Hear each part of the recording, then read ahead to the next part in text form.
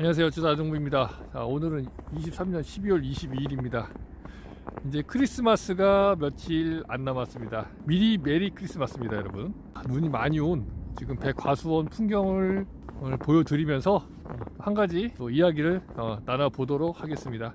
가급적이면 천천히 한번 걸으면서 풍경도 보시고 이야기도 한번 드려보는 그런 형태로 진행해 보도록 하겠습니다. 제가 일전에 호밀 헤어리비치로 토양 개량하기라는 그런 컨텐츠를 올려드렸습니다. 그 컨텐츠를 올려드리면서 이제 여러 가지 말씀을 드렸는데, 근데 또 이제 제가 편집하고 하면서 이제 보니까 조금 부족한 부분이나 아니면 좀 다뤘으면 하는 내용들 중에 한 가지 말씀을 드려보도록 하겠습니다. 토양 개량에 관련된 말씀을 드리면서 관행 농업에서는 왜 나무 밑에 또는 키우려는 밭작물 밑에 풀이 없게 하기 위해서 무단히도 노력을 하는지, 그 부분은 이제 살짝 그냥 맛배기로만 말씀을 드리고 그냥 지나갔죠. 저도 이제 경험이 있다 보니까 그 부분에 대해서 한번 조금 더 제 경험을 토대로 해서 말씀을 드려보도록 하겠습니다. 제가 이 백과수원 말고도 고추밭도 제가 지금 했었죠. 올해 했었습니다. 근데 중간에 이제 멈췄지만 하다가 백과수원도 마찬가지고 고추밭도 마찬가지고 저도 똑같이 그 시기, 그러니까 한 3년 전 막 이제 제가 농사를 이제 여기서 막 교육을 막 한참 받으러 다닐 때 받은 걸 기초로 해서 하다 보니까 저도 이제 거기에 빠져 들어가 나무 밑에 아니면 고추밭 그 밑에 두둑에 제초 매트를 깔았었죠. 근데 지금 고추밭도 제초 매트는 걷어져 있고 백과수원 같은 경우에는 저희가 올해 싹 걷어냈습니다. 그러면은 왜 제초 매트를 깔았나? 저도 똑같았습니다. 이유가 나무 밑에 풀이 자라면 풀 깎기가 힘들어. 풀 깎기가 힘들어 가지고 저도 이제 제초 매트를 깔았어요. 일일이 다 제가 다 했죠. 제가 다 깔았습니다.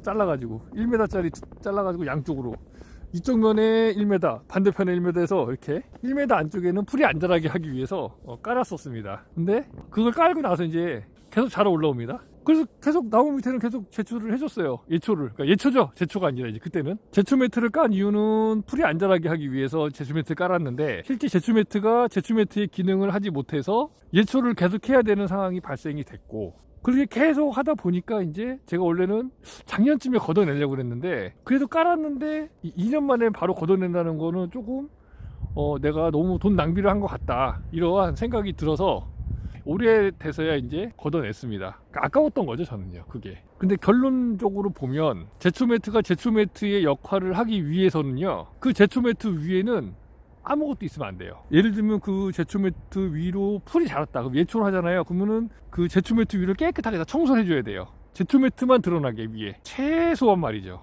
그래야 풀이 그 위로 안 자랍니다. 제가 실수했던 게 뭐냐면, 제가 제초 매트를 설치하고서 예초를 해요. 그리고 유기물들, 풀들이 계속 쌓여있죠. 그러니까 그 풀들이 쌓이다 보니까 그 제초 매트 위에 풀이 층층층층이 쌓이다가 보니까 그 위에 이제 풀이 자라는 거예요. 그러니까 제초 매트 효과가 없는 거지. 그래서 나중에 이걸 걷다 보니까 제초 매트 밑으로, 위에서 밑으로 유기물 있는 쪽에 씨앗이 발화가 되면서 그게 뿌리를 내리면서 제초 매트를 뚫고 내려가는 겁니다.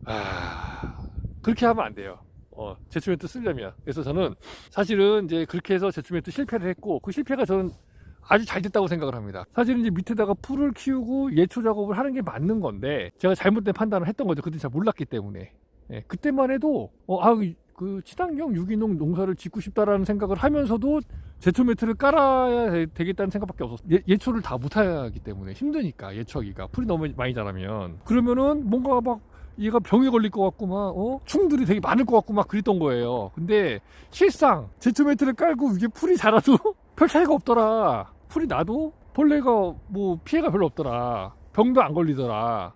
이걸 알고 나서 이제 이걸 걷어야겠다는 생각을 했지만, 이제 아까워서, 깔아놓은 게 아까워서, 그 노력이 아까워서 며칠에 걸려서 그걸 깔았거든요. 여러분들 같으면 그냥 예를 들면 오늘 1000평 다 깔아놨는데 내일 마음에 안 든다고 다 거둘 수 있겠습니까? 그거 쉽지 않아요. 저도 그렇고. 근데 그렇게 하시는 분이 진짜 승리자다, 저는 그렇게 생각합니다. 제가 만약에 작년에만 거뒀어도 한 해 더 좋은 땅을 만드는데 더 앞당겨졌을 겁니다. 근데 그래서 걷어냈고, 그러면은 왜 사람들은 나무 밑에다가 풀을 키우기를 꺼려 하느냐? 저랑 똑같은 마음이죠. 풀을 키우면 거기에 벌레가 생기고, 벌레가 병이 생겨서 나무에 막 올라가서 열매랑 이런 잎을 다 가해하고 이럴 거다. 그래서 나무 주변에, 아니면은 뭐 고추밭 이나 뭐 어떤 배추밭이나 뭐 이런 밭들 중 다 멀칭을 하는 이유가 그런 거잖아요. 풀이 양분을 뺏어 먹기 때문에 그럼 뺏어 먹지 못하게 하기 위해서 한다. 거기에 풀이 있다고 해서 뭐 여기 있는 양분을 빨아먹고 그런 건 아니에요. 그럼 여기 다 없어야 돼. 그렇게 따지면 양분 경합 때문에 만약에 풀을 제초해야 된다면 다 깎아야 다.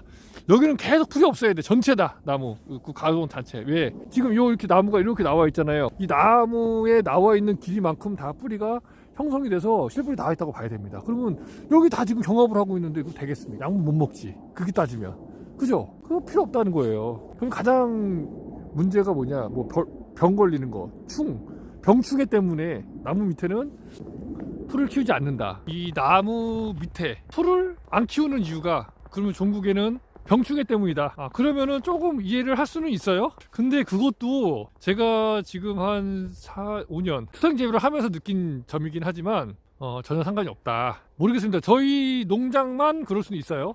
제가 다른 농장까지는 뭐 다 이렇게 뭐 경험이 있는 게 아니기 때문에 우리 농장 기준으로 하면 그렇고, 또 말씀드릴 수 있는 게 뭐냐, 제가 친환경 교육을 받았습니다. 1년짜리 교육을. 그 배 관련돼서 이제 유기농업 하시는 분 농장에 갔을 때 보니까 거기서 초생재배를 합니다. 그러면 초생재배를 하는데 어떤 식으로 초생재배를 하느냐, 여기 전체가 이제 만약에 풀이 있다. 풀도 많이 자랐습니다. 그러면 이 가운데만 예초를 하는 거예요. 가운데만. 양쪽에는 이제 풀이 남아 있어요. 또 가운데 내가 깎은 게 어느 정도 자라 올라오면 그때 양쪽에 있는 풀을 깎습니다. 그럼 이유가 뭐냐, 풀 속에 사는 어떤 생물이라고 해야겠죠.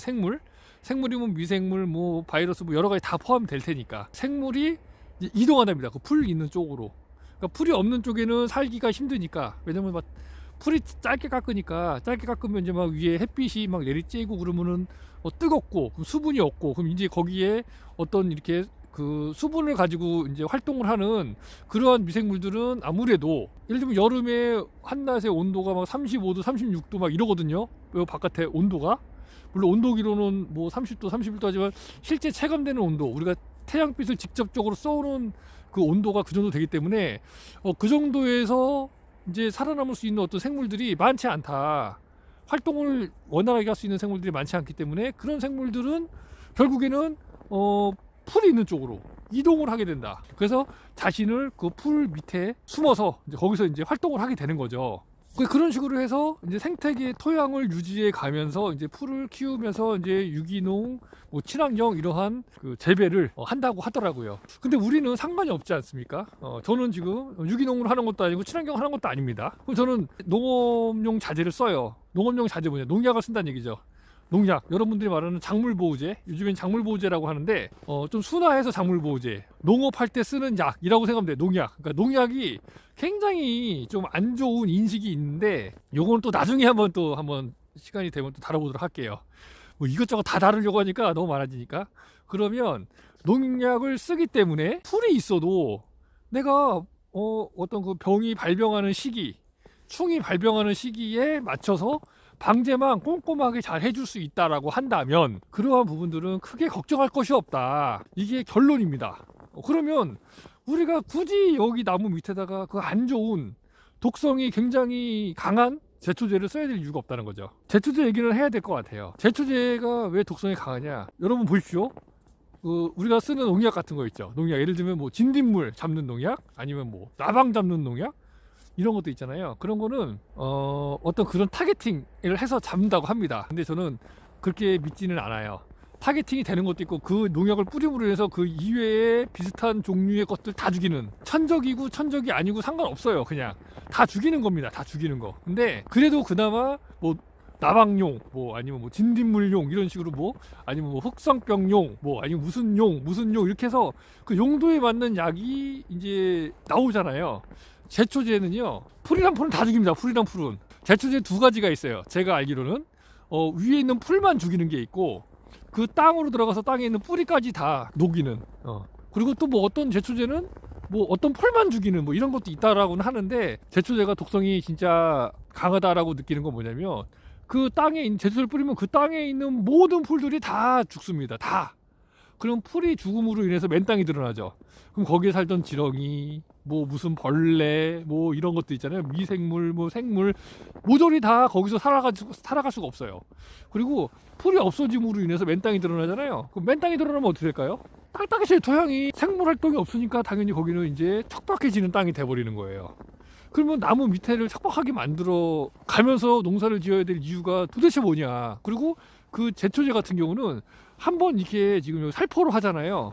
그러면 그게 10년 동안 해도 거기서 계속 그 제초제 성분이 나온답니다. 그럼 거기 뿌리가 있잖아요. 그럼 뿌리가 그 제초제 성분을 먹을 거 아닙니까? 어쨌든. 그럼 뿌리가 먹으면 뿌리가 이제 양분을 올리겠죠. 그럼 그 양분이 배나무에 전달이 되기도 하지 않을까. 그래서 그 과일에서 제초제를 많이 뿌린 밭에서 나오는 과일에는 제초제 성분이 있다 라고 제가 들은 바가 있습니다. 제 말이 사실인지 거짓인지는 한번 좀 더 찾아보면은 뭐 내용은 나올 거고요. 나무 밑에 풀을 굳이 안 키울 이유가 없다. 그리고 안 키우면 제초제 안 써도 되지 않습니까? 어차피 우리가 농약은 뿌리니까 그 제초제 안 써도 되는데 쓸 뭘 넣었습니까? 그럼 풀은 깎아야 되지 않느냐? 그러면 농부가 할 일이 뭡니까 도대체? 제초제 뿌리는 게 농부가 할 일입니까? 물론 제초제 뿌리는 것도 농부가 할 일이고 예초를 하는 것도 농부가 할 일입니다. 필요하다면 말이죠. 근데 어떤 게 더 먹거리에 좀 더 좋으냐를 봤을 때 토양을 만드는 이유는 저는 아주 간단합니다. 더 품질 좋은 과일을 생산하기 위해서 더 좋은 토양에는 더 좋은 과일이 나온다. 이거는 저는 100% 확신합니다. 100%. 유기농도 약을 안 쓰는 거 아니에요. 유기농도 유기농 자재를 쓰잖아요. 그죠? 유기농 자재, 농약, 작물 보호제 이게 쓰잖아요. 자재, 보호제 이런 거 다 약입니다. 약. 근데 단지 농약이라고 하는 건 지금 화학적인 어떤 그런 부분으로 만들어 놓은 기존에 있던 그걸 농약이라고 쓰는 거고, 그 이외에 만든 약을 이제 유기농 약이라고 쓰는 겁니다. 자재라고. 예를 들면 기존에 우리 쓰는 농약은 그냥 농약을 사용하죠. 근데 지금 친환경 유기농 자재라고 나오는 것들, 뭐 예를 들면 은행을 뭐 유황을 가지고 또 이제 만들어 가지고 이러한 것들이 자재거든요. 자재. 유기농 자재. 그럼 유기농 자재도 분명히 약이고 그걸 약으로 사용하는 거예요. 근데 진짜 그 유기농 우리가 말하는 진짜 자연에서 나오는 그대로는 뭘까요? 그냥 자연에서 나오는 그대로 약 한 번 안 하고 그냥 자연 생태계를 자연적으로 어느 정도 균형을 맞춰가면서 유지해 가면서 내가 수확한 수확물. 자, 그래서 정리를 한번 해보겠습니다. 정리를. 나무 밑이 됐든 나무 중간이 됐든 나무 옆이 됐든 어쨌든 풀을 키우는 거는 토양을 만들고 더 좋은 토양으로 가기 위한 필수 조건이라고 저는 생각을 합니다. 풀이 없는 상태로는 그 조건을 맞출 수가 없어요. 왜냐하면 풀은 그 미생물이나 생물의 먹이가 되는 거고, 먹이들을 먹으면서 그런 생물들이 분해를 해 나가고 그 양분을 가지고 또 나무가 자라고 아니면 또 다른 잡초나 이런 풀들이 자라게 되는 거거든요. 그러니까 이게 계속 사이클이 계속 유지가 돼야 돼요. 근데 만약에 그러한 곳에 풀이 없다, 그러면 거기는 더 이상 사이클 자체가 활성화가 안 된다는 거죠. 그렇기 때문에 그러한 경우라고 한다면 그거는 제가 생각했을 때는 별 의미 없는 일이 아닌가, 이렇게 말씀을 드릴 수가 있을 것 같아요. 그래서 오늘 한번 그 나무 밑에 풀을 왜 키우지 않으려고 하는지, 그리고 이제 풀을 키워도 크게 문제가 없지 않냐, 키우는 거랑 키우지 않는 거에 대한 부분으로 한번 말씀을 드려보았습니다.